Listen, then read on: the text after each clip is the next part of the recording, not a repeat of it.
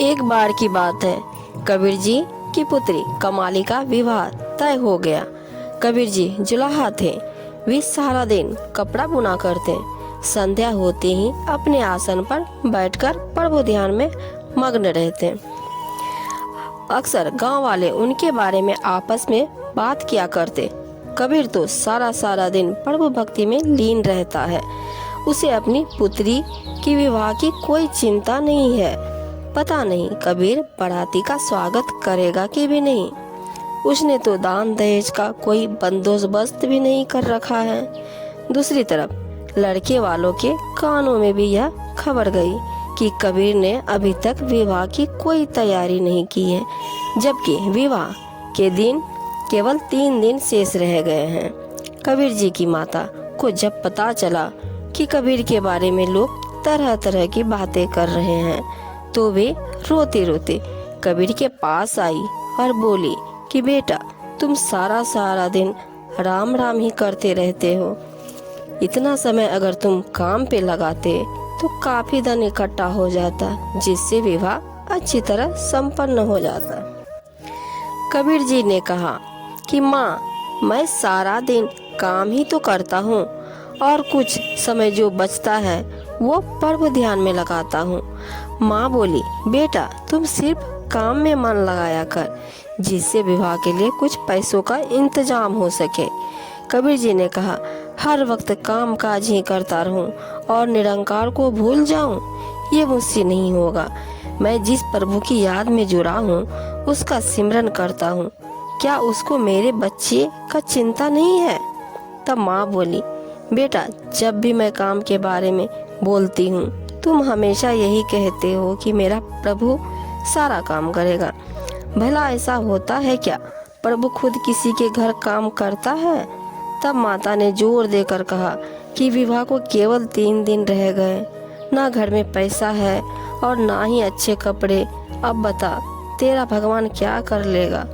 उसी समय माता ने अपने कमरे से एक खद्दर का थान ले आई और कहा, ये थान मैंने तेरे से छिपा कर रखा था, नहीं तो तूने साधु संत को सारा थान ही दान में दे देता। अब ये थान ले जाकर बाजार में बेच आओ।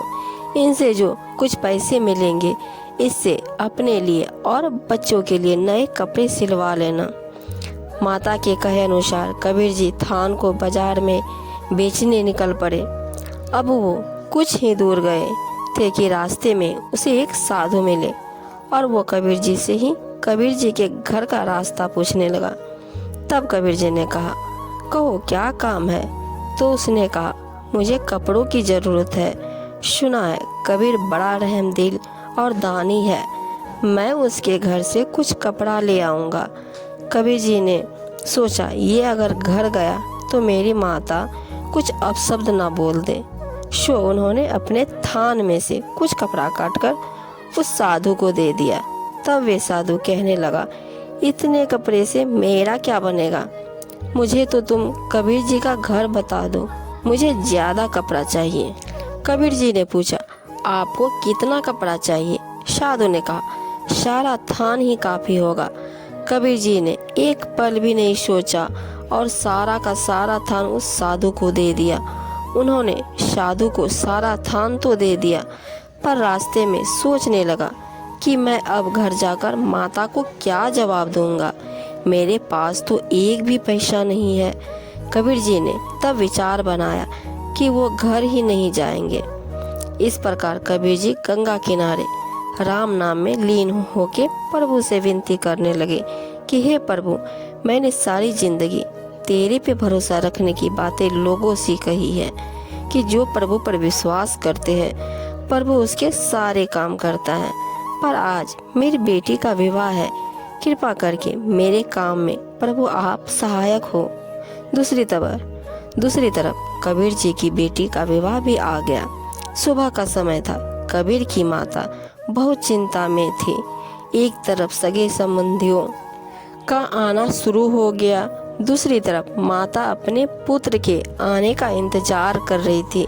इतने में उसे आवाज सुनाई दी कि माँ, दरवाजा खोलो।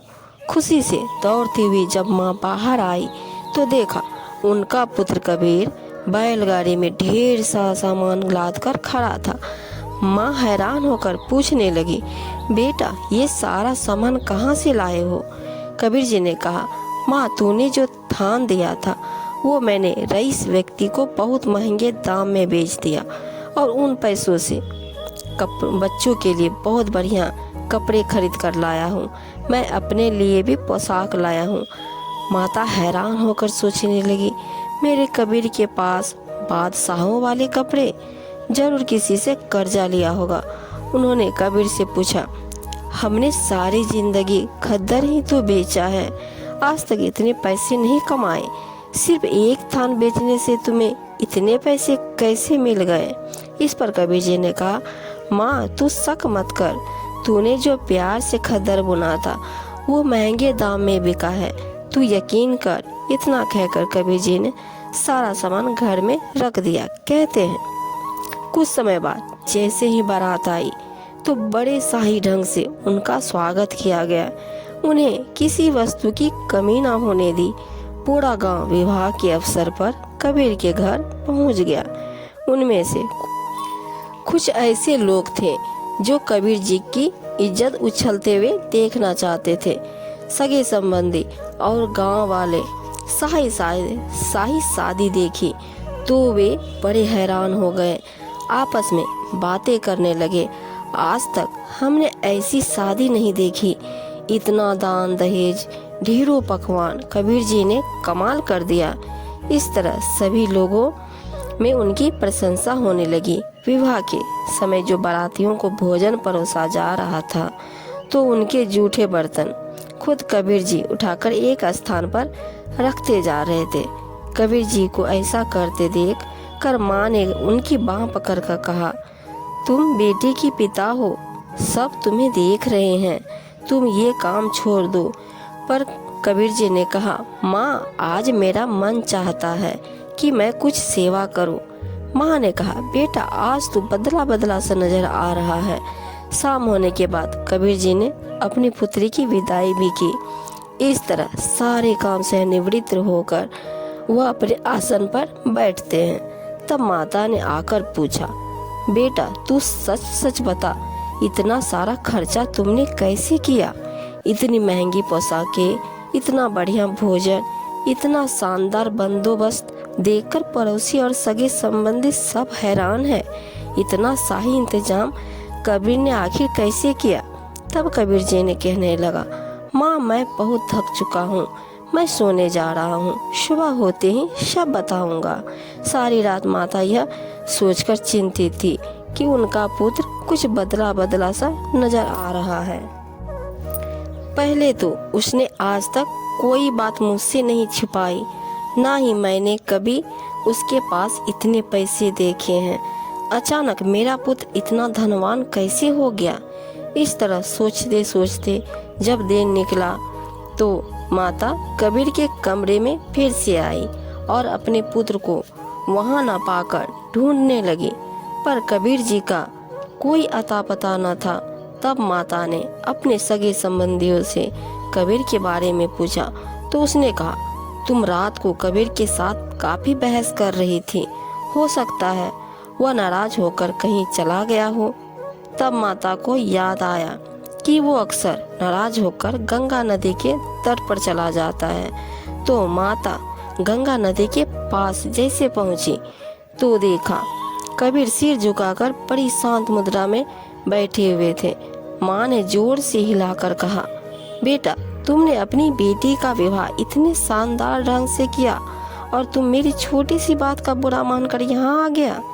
आखिर मैं तुम्हारी माँ हूँ, मन में कोई अगर दुविधा है तो तुझसे पूछ नहीं सकती, मेरा कोई अधिकार नहीं है। सभी रिश्तेदार सगे संबंधी तेरी कितनी प्रशंसा कर रहे हैं कि कबीर की बेटी का विवाह देखने योग्य था।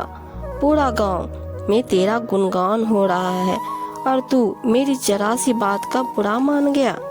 ऐसी बातें सुनकर कबीर जी हैरान होकर उठ खड़े हुए और कहा, माता मैं तो अपने आप को धिक्कार रहा था, 3 दिन से मैं घर गया ही नहीं तो कमाली का विवाह कैसे हो गया? माता हैरान होकर बोली, पुत्र, पूरा विवाह तो तूने खुद अपनी उपस्थिति में करवाया है। बैलगाड़ी में सारा सामान खरीदकर तुम लाए हो, अच्छी अच्छी पोशाकें, अपनी पुत्री का कन्यादान किया, तो फिर ऐसी अजीब बातें क्यों कर रहा है? माँ ने कहा, बेटा, अगर तू मुझसे नाराज है तो पहले घर चल, वहीं चलकर मैं तुमसे बात करूंगी। इस तरह कबीर जी माता के आज्ञा अनुसार घर चली गई। रास्ते में कुछ लोग आपस में बातें कर रहे थे कि ऐसी शादी तो आज तक नहीं देखी, इतना दान दहेज, इतने सारे पकवान, वाह भाई वाह, इतना लजीज भोजन। बोलते हुए लोग आगे बढ़ गए। कबीर जी ने सोचा, कहीं ये लोग मेरा मजाक तो नहीं बना रहे। तो वो जल्दी जल्दी घर की तरफ जाने लगे। तो पहुंचते ही वहाँ का नज़ारा देखकर वो हैरान रह गए। पूरा घर चमचमा रहा था, चारों तरफ लोग वाह वाह कर रहे थे। तो कबीर जी सोचने लगे कि मैं 3 दिन से घर आया ही नहीं, मेरी अनुपस्थिति में मेरा रूप बनकर आखिर कौन था और मेरा सारा काम कर गया। कबीर ने माता से कहा, माँ, मुझ पर यकीन कर, मैं तो 3 दिन से घर आया ही नहीं। तूने जो खद्दर का थान बेचने के लिए मुझे दिया था, तो मैं उसे रास्ते में किसी साधु के मांगने पर दे दिया था। मेरी जेब में एक भी पैसा नहीं था, तो मैं किस मुंह से घर आता? बेटी के ससुराल वाले कहते पिता होने का फर्ज भी अदा नहीं कर सकता। तब माँ ने कहा, याद कर पुत्र, तूने जब बारातियों के जूठे बर्तन उठा रहा था तो मैंने हाथ पकड़कर तुझे मना किया था, क्या तुझे ये भी याद नहीं है? इतना सुनकर कबीर जी की आंखें भर गई। उन्हें सारी बात समझ में आ गई कि मेरा रूप धारण करके खुद परमात्मा आए थे, कि परमात्मा इतना दयालु है जो अपने सेवक की इज्जत बचाने के लिए खुद सेवक बनकर अपने भगत के घर खुद काम करके जाता है, इस तरह अपने सेवकों की रक्षा करता है।